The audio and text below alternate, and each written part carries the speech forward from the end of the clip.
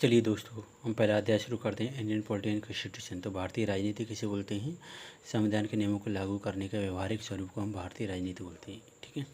और संविधान क्या है? नियमों का समूह, यानी ग्रुप ऑफ लॉज को हम नियमों का जैसे नियमों के समूह को संविधान बोलते हैं। संविधानवाद, कॉन्स्टिट्यूशनलिज्म क्या है?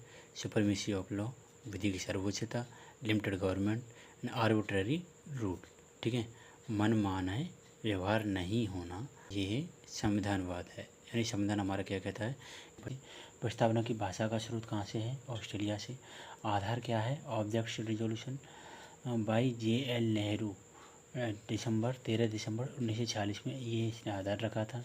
अडॉप्ट कब किया गया था? 22 जनवरी 1947 को प्रस्तावना को अडॉप्ट किया गया था। मॉडिफाई कब किया गया था? और देखो, मॉडिफाई किया गया था इसको प्रेमबल के रूप में। मॉडिफाई करने के बाद में से प्रेमबल। ऑब्जेक्ट रिजोल्यूशन, उद्देश्य प्रस्ताव लाया गया था सबसे पहले। यानी प्रस्तावना का आधार क्या था? सबसे पहले उद्देश्य प्रस्ताव लाया गया था, जो किसके द्वारा लाया गया था? JL नेहरू के द्वारा लाया गया था 13 दिसंबर 1940 को। और इसको अडॉप्ट किया गया था 22 जनवरी 1947 को। और फिर इसी को उद्देश्य प्रस्ताव को, ऑब्जेक्ट रिजोल्यूशन को मॉडिफाई करके इसे प्रीएम्बल में बदल दिया गया था। फिर इसके बाद में जब इसे मॉडिफाई किया उद्देश्य प्रस्ताव को, तब इसे प्रीएम्बल के नाम से जाना जाने लगा। Preamble is a soul and heart of Indian constitution. ये दोबारा से लिख दिया गया है इसमें। आर्टिकल 32 में डॉक्टर BR अम्बेडकर के द्वारा आर्टिकल 32 में संवैधानिक औपचारिक का अधिकार है। India is a democratic country. Bharat जो है एक डेमोक्रेटिक कंट्री है। ये कुछ इंपॉर्टेंट पॉइंट्स हैं, मैंने यहाँ पर मेंशन किए हैं। ठीक है। तो यहाँ पर देखिए प्रीएम्बल जो होता है, इसको सोर्सेज क्या है? सोर्सेज ऑफ कॉन्स्टिट्यूशन, हम भारत के लोग, तो क्या है?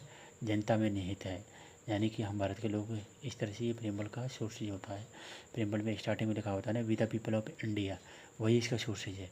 और इसका मतलब है कि जो भारत का संविधान है वो जनता के अंदर निहित है। तो भारत में संपूर्णता की शक्ति, संविधान की शक्ति किसके अंदर निहित है? तो इसका आंसर आएगा जनता। इस तरह से क्वेश्चन बन सकता है। प्रस्तावना संविधान का भाग है या नहीं, ये भी क्वेश्चन पूछा जा सकता है। ठीक है। तो देखो, बेसिक कॉन्स्टिट्यूशन जो होता है ना, उसे हम प्रीएम्बल ऑफ कॉन्स्टिट्यूशन, ये जो होता है प्रीएम्बल, बेसिक कॉन्स्टिट्यूशन है वो प्रीएम्बल होता है, जो 26 जनवरी 1950 को लागू किया गया था कॉन्स्टिट्यूशन। ठीक है। डिबेरूबरी केस आया था 1960 में। तो ये प्रीएम्बल जो होती है ना, पार्ट ऑफ कॉन्स्टिट्यूशन है, कॉन्स्टिट्यूशन का एक हिस्सा है। ठीक है। Preamble is not part of Indian constitution but preamble रूबरी केस जब आया था ना 1960 में, तो उस समय पर प्रीएम्बल कॉन्स्टिट्यूशन का हिस्सा नहीं था। तो इसके बाद में आया था केशवानंद भारती केस, जो ज़मीनी विवाद से संबंधित था। ये 24 अप्रैल 1973 को आया था, है ना। ये केरला से स्टेट से रिलेटेड है। किस स्टेट से रिलेटेड है? केरला स्टेट से। तो इसमें 13 लोगों को जज ने कमेटी बिठाई थी और 13 जज बैठे थे। और इसके लिए preamble is A part of 13 लोग और एक जज था इसमें इंक्लूड। 7 और 6 इनका, यानी कि इसमें 13 लोग थे। 13 लोग और जज इंक्लूड थे। जिनसे लोग कितने थे? 7 थे। और जज कितने थे? 6 थे। ठीक है। 7 और 6 हो गया 13। Preamble is A part of India. तो इससे तो लोग थे और 6 जज थे। ये पार्लियामेंट के द्वारा इसमें संशोधन किया गया था प्रीएम्बल में। इसमें बताया गया था प्रस्तावना में संशोधन किया जा सकता है। Preamble can be amended except basic structure of constitution. केवल किसके छोड़ करके? कॉन्स्टिट्यूशन को बेसिक स्ट्रक्चर को छोड़ करके, आधारभूत ढांचों को छोड़ करके। ठीक है। प्रीएम्बल इज नॉट, प्रीएम्बल क्या नहीं है? इन्फोर्सिबल, प्रवर्तनीय नहीं है। दूसरा जस्टिसेबल नहीं है, वो आदि योग्य नहीं है।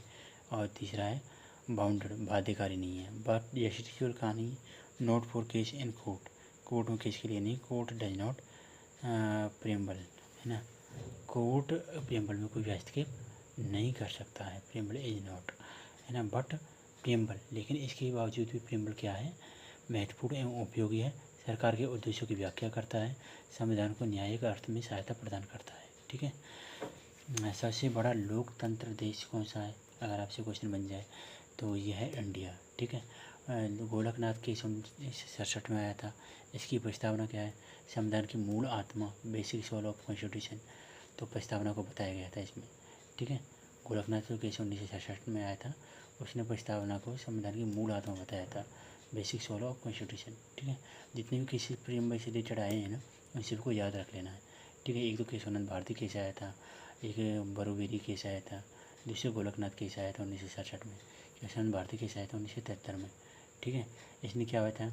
प्रस्तावना में संशोधन किया जा सकता है, इसने ये प्रूव किया था, बट किसके द्वारा? पार्लियामेंट के द्वारा। लेकिन इसके अलावा भी ये चीज़ वो हुई थी, बेसिक स्ट्रक्चर ऑफ कॉन्स्टिट्यूशन, यानी आधारभूत ढांचे को छोड़ करके, यानी कि प्रेम्बल की केवल आधारभूत ढांचे को छोड़ करके उसमें संशोधन किया जा सकता है। ठीक है, प्रेम्बल क्या नहीं है? एनफोर्सिबल नहीं है, दूसरा जस्टिसेबल नहीं है, और एक बाउंडेड नहीं है। ठीक है, गोरखनाथ केसी जो 1966 में आया था, उसने बताया कि संविधान जो है, संविधान की मूल आत्मा वो प्रस्तावना होती है। ठीक है, प्राय बॉम्बार्डवाद 1994 में आया था, ये प्रस्तावना से संबंधित था। राष्ट्रपति शासन जब लगा था तो बॉम्बार्डवाद आया था। इसमें संविधान का महत्वपूर्ण भाग है, ये केस में साबित किया था कि प्रस्तावना क्या है, संविधान का एक महत्वपूर्ण भाग है। ठीक है, प्रस्तावना विधिक प्रभाव, लीगल इफेक्ट नहीं होता है, ये आपको याद रख लेना है। ठीक है, नेक्स्ट, प्रियम्बल में एक बार का अमेंडमेंट हुआ, ये आपको याद रखना है। अब तक प्रियम्बल में सिर्फ एक बार अमेंडमेंट हुआ है, वो भी कब हुआ था? 1976 में हुआ था। और कौन